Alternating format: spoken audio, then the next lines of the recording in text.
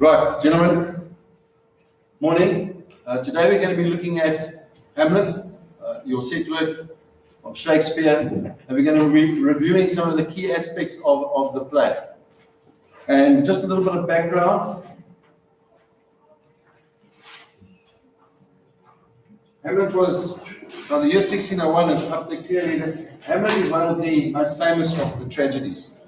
And it's certainly, Hamlet was the one that, sorry, this.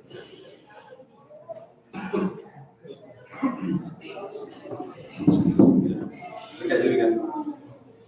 Technological issues. It belongs with Othello, Lear, and Macbeth as one of the greatest tragedies in world literature.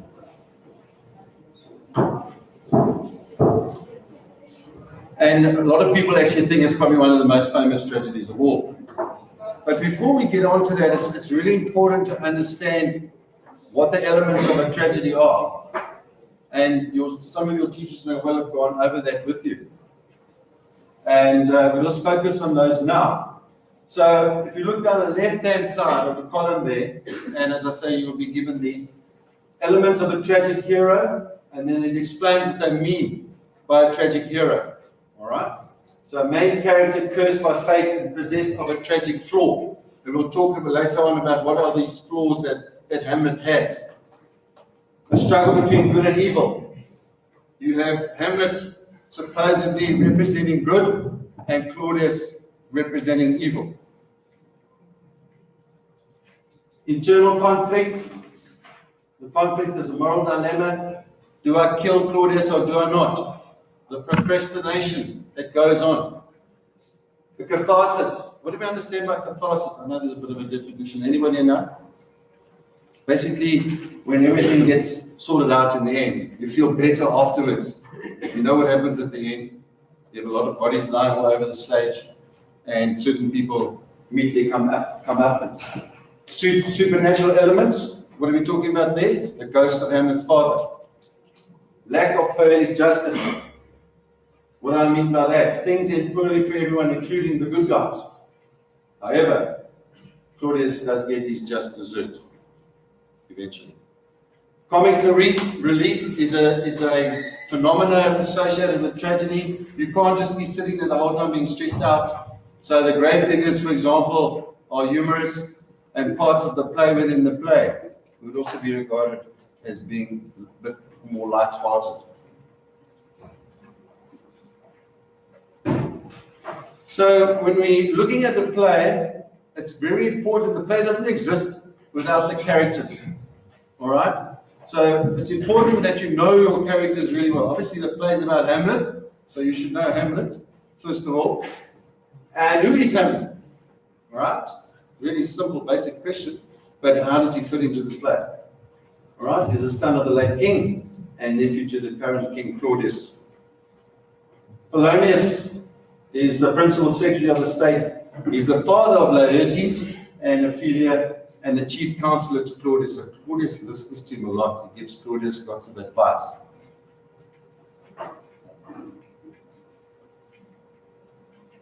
Laertes obviously is Polonius' son, sister of Ophelia, and Ophelia is daughter of Polonius and in love with Hamlet. Right, that's very clear, and it's very tragic what happens to her as well in the course of the play. And then, of course, Claudius is the king of Denmark, uncle to Hamlet, and brother to the deceased king who married Gertrude. He would be regarded as the villain of the piece. All right? Did you guys do Macbeth previously? Have you done Macbeth? Right, so you know you got Macbeth is also a tragic hero. All right? And ultimately, he was the villain of the piece, really. But he was driven by his wife, Lady Macbeth. Yes? So isn't Nancy's Ophia's marriage? Yes. What does it say there? Oh, apologies, that's wrong. Yeah. Well done. Did a merit at the end of the lesson. And then, of course, Gertrude. Someone's reading the notes, it's good. And of course, Gertrude is the queen mother to Hamlet. So the themes of the play are really important, and you would have looked at some of these, I'm sure, in your class situation. So I'm just going to focus on a number of them. Obviously, one of the main ones is procrastination. And basically what procrastination means is what? Amen? So you'll do something, but don't do it later. Do it later. You delay. Hamlet is notorious for procrastinating. I'll put things off. I'll do it later. Actually, maybe some of you sitting here are quite good at putting things off as well. I'll study tomorrow, not today. I'll think about it tomorrow. I'm relaxing. So basically, what does he procrastinate about? Anybody? What does he procrastinate about? Killing Claudius. All right? He's got enough motivation to kill Claudius. There's no doubt about it. He's been given the proof, etc. But he's worried about what will happen. There's a very strict religious theme here, and hence the good v evil scenario.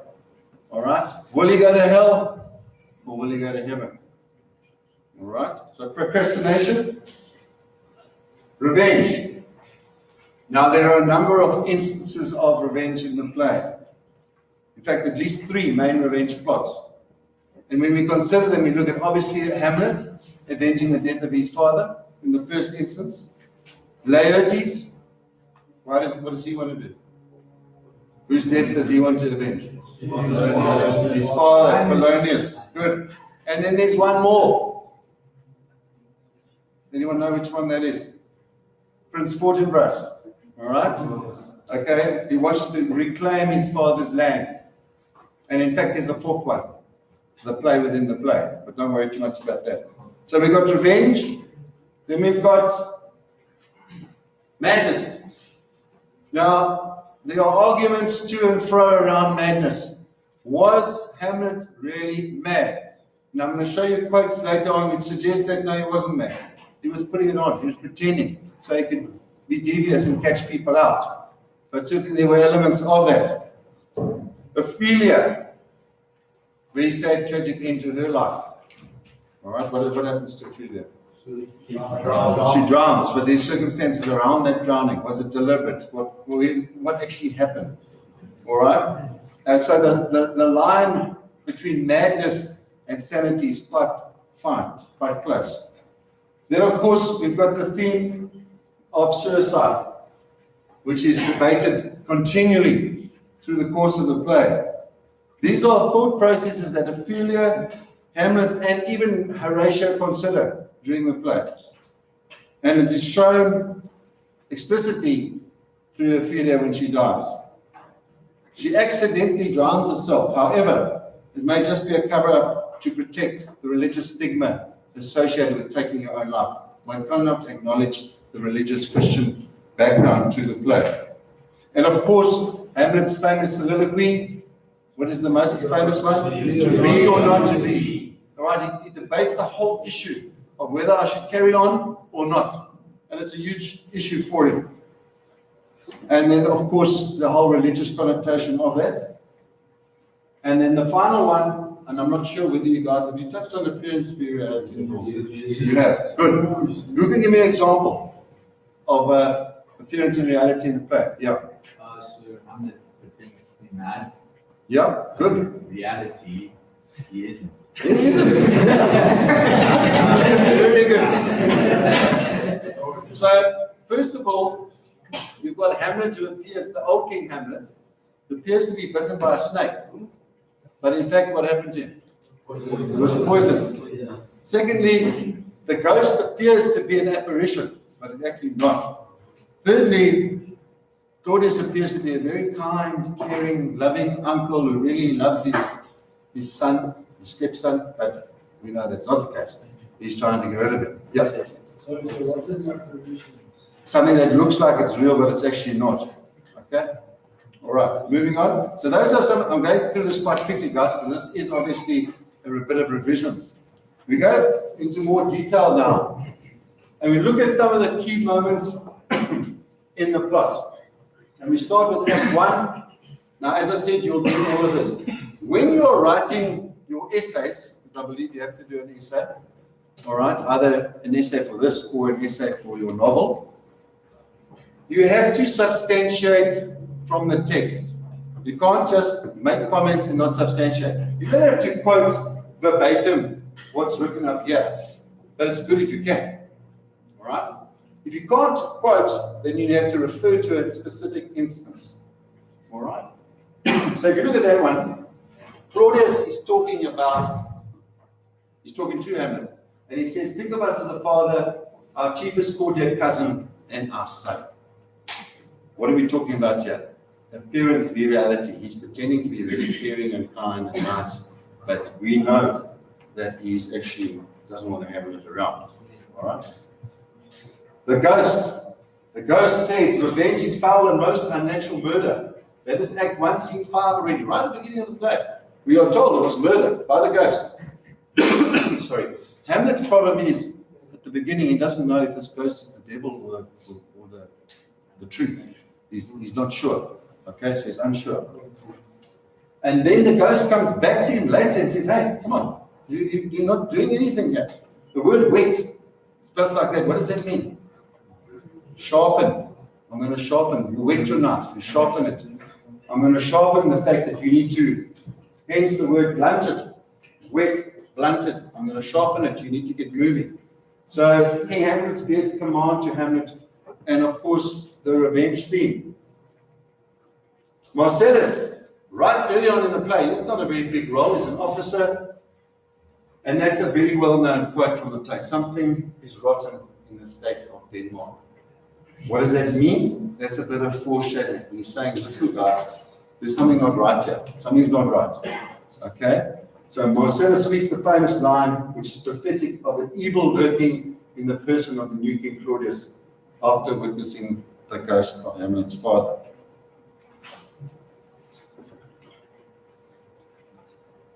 Hamlet has a real problem with women. Okay? And why? Because his mother remarried so quickly. She didn't grieve long enough. She meant to grieve for many, many months, possibly years, wear black, be somber, sad, melancholic, etc. Within a month, Claudius married his mother. So he's saying, how can you do that? If you really love my father, how can you possibly go and marry Claudius? This is insane. So the issue of mother-son relationship, and there's a bit of anger there as well. And that's part of the reason why he treats Ophelia so badly as well, later on. Act 5, 1 Scene 5, a villain smiling, damned villain. He's enraged when he learns a hideous and painful truth from the ghost of his recently deceased father. The late king did not die a natural death, but was murdered by his own brother, the new Claudius. So there's murder, there's the ghost, there's the element of madness, and there's the element of revenge. So when you're talking about this, so you get a question, essay question which talks about revenge themes in the play, then you will refer to specific instances justifying why you say these things. And you are entitled to argue either point. There's no right or wrong answers, but provided you're not totally out on a limb about something crazy, and you can justify it. All right? You can justify your comments. Now, this is a key. Already, Act 1, Scene 5, to put an anti-disposition on. What does that mean? I'm going to pretend. I'm not really going to be mad. I'm going to pretend to be mad. There are moments in the play where he does show signs of being a bit off the wall. All right. So that relates to the theme of madness and appearance versus reality. Moving to Act 2. Polonius, so we know who Polonius is. Remember, he's the advisor to the king. And he's continually trying to curry favor with the king. You know what I mean by that? Do things for him, and the king says, Polonius, you're number one. All right? He says there, quote, that he's mad, 'tis true, 'tis pity. He thinks that Hamlet is mad. All right? He really does. Polonius tells the king and queen what they've already begun to believe about Hamlet, that he has gone mad. So really, Act 2, Scene 2 already in the play, people think he's gone mad. And then Hamlet does a lot of philosophizing during the course of the play. It's not sort of talking to himself. What do we call those things when you talk to yourself? Yeah, an internal monologue. Okay, it's the same sort of thing. We as an audience, remember this is a play. This is a play to be performed. So when Hamlet's on the stage talking to himself, he's actually verbalizing his thought process. All right? So what a piece of work is man. After uttering these words, he calls man a quintessence of dust. Right? Nothing. Revealing the true depth of his depression and foreshadowing his suicidal feelings. All right? Madness, suicide. Polonius. Now he's starting to think, Polonius is thinking, hold on a minute. This guy maybe is not as mad as he makes out to be. Though this be madness, yet there is method in it. Right? What does it mean? Polonius whispers this as an aside, referring to Prince Hamlet. Feigning insanity allows Hamlet to say and do things not otherwise acceptable. Right? So notice how the theme of appearance and reality keeps on reoccurring. Revenge, madness. So Hamlet says, well, what am I going to do about this?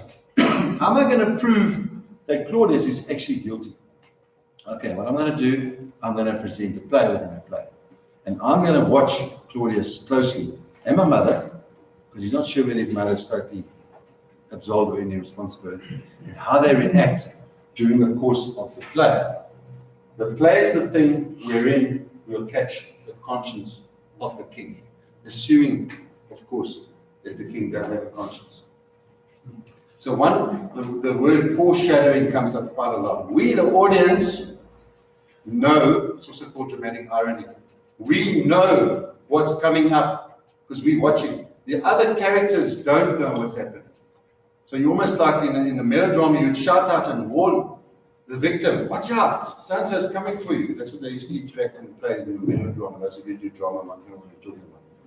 All right, so we're aware of this at this point already. Moving into Act 3, he gets really nasty to Ophelia. What he says to them is the worst possible thing he would say to someone. What's a nunnery? So it's made like this. Priest. Sorry? So they go through church. Yeah, they go to So it's where they like go to the last class and take that. yeah. They take vows that they're only obedient to God. They have no relationship with men. They certainly won't get married. They certainly won't have any sex. They won't do anything like that. All right. So they sign their lives. So he's telling her not only to get out of his life, get off to a nunnery. All right. And of course she is devastated because she's in love with this guy. And what Polonius is telling all the time, you need to listen carefully, is that Hamlet will never marry you. Not in 100 years. Because what? Why won't he marry you? He's of a higher class, so there's no ways. She's a humble daughter of the counselor. No, not going to happen. All right? According to him. So you have what we call unrequited love. What does that mean? Unrequited love, sorry. It basically means it's not being responded. All right? There's no response. Anger, rejection, suicide. This pushes her to do certain things. All right? Hamlet, to sleep, perchance to dream. This part of Hamlet's famous soliloquy, which begins to be or not to be, reveals his thoughts of suicide. To sleep, perchance to dream. He's talking about permanent sleep. All right? Never to wake up again and be at rest and peace. So suicide, death, and dreams. And of course, the most famous soliloquy, to be or not to be, that is the question. These words reflect the state of desperation in which Hamlet, the prince, finds himself as he contemplates suicide. So the key words or themes are tragedy. It's sad. We know what's going to happen. This is the sad thing about a tragedy. It's like when you go and watch a movie. Deadpool 2 now, for example. I've seen Deadpool 1, it's a great movie. And you don't know what's going to happen at the end. All right? You shouldn't really. And so you look forward to watching it. Unfortunately, with a tragedy, you know what's going to happen. This guy's going to die. You're just not too sure how. All right? Macbeth, die. Romeo and Juliet, die. Lear, die. dies. So if it's a tragedy, I'm afraid they're going to die. All right? So Claudius, now he's feeling a bit guilty. He's feeling, well, I don't know. So he gets down to pray. When we think he's praying, but he's actually not praying. He's thinking about praying.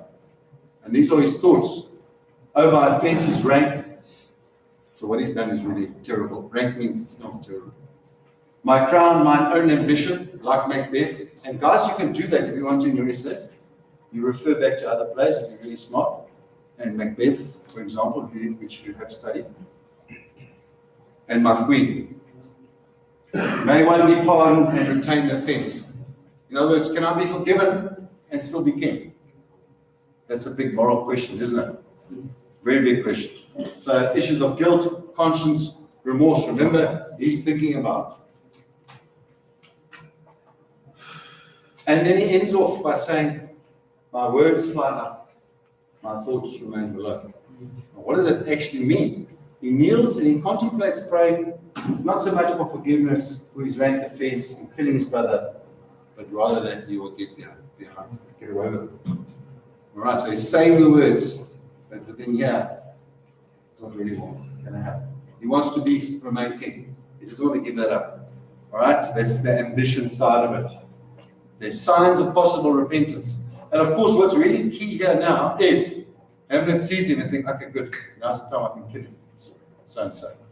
All right, but then he gets a bit nervous. We'll talk about it next.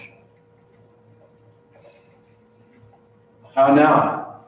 A rat. Now, a rat in these terms is associated with someone like really not a nice person. Dead for a ducat. Dead. Ducat was a form of payment in those days. Hamlet slays Polonius, whom he mistakes for the king, hiding behind the arras in Gertrude's room. So there's a noise, and Hamlet thinks, aha, this is Claudius, I'm going to kill him. And he kills the person, and the guy falls out because he's hiding behind like a curtain type thing. So he stabs him through it, and Polonius collapses, and he says, oh my heavens, it's the wrong person. What have I done? This is not good, all right? Because I haven't killed the right person. So eventually he makes a decision, but it's not the right decision. So it's turned out very badly for him. All right. And then again, this whole madness thing. Notice how it's repeated continuously during the course of the play. That I essentially am not in madness, but mad in craft. What he's wanting to do is a bit mad. All right? But he's not, inherently, he's not mad. So using madness as a method to fool people as part of his plan. And of course, the theme of madness appears, the reality comes up again. As we're moving through the play, we're reading towards a climax, all right? And they call it eventually a denouement, which is the unraveling of the plot. What's going to happen in the end? All right, so we're moving towards, he's killed Polonius, but Polonius is not the right person to have killed. That is the wrong person. He still needs to sort Claudius out. All right? Claudius, on the other hand, is saying, what am I going to do about Hamlet? I need to get Hamlet out of here. I can't have him there, because it's not good for the whole situation. He continues to say, my soul is full of discord and dismay. So he's still thinking, really, I'm not such a good person. Hamlet, have all occasions to inform against me as to why I should be getting on with this and doing something about it. And then he makes a decision, and everybody cheers with joy. Because what does he say? Oh, from this time forth, my thoughts be bloody, or be nothing worth. In other words, I'm going to kill this guy. End of story. Enough mucking around, enough procrastination. It's time for action. I've shown I can do it. I've killed Polonius. Bad luck, he's the wrong person. All right, so then, hold on a minute. Are you thinking clearly? All right. So he's off, and now he's going to sort this out. Theme of action and revenge. And he says, and where the offense is, let the great axe fall. Foreshadowing what's going to happen to Claudius. He's the offense. He killed my father. He's married my mother, he must die. Okay? That's what's going to happen to him. So we're all going, yes, good versus evil, good's going to win. All right, hopefully.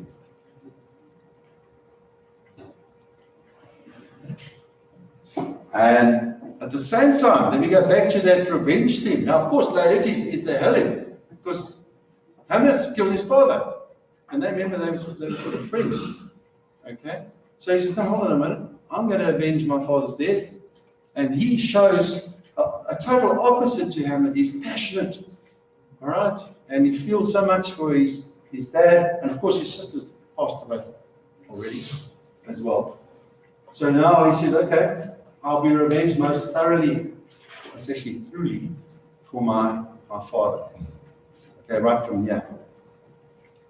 So revenge theme, there's another example of the revenge theme.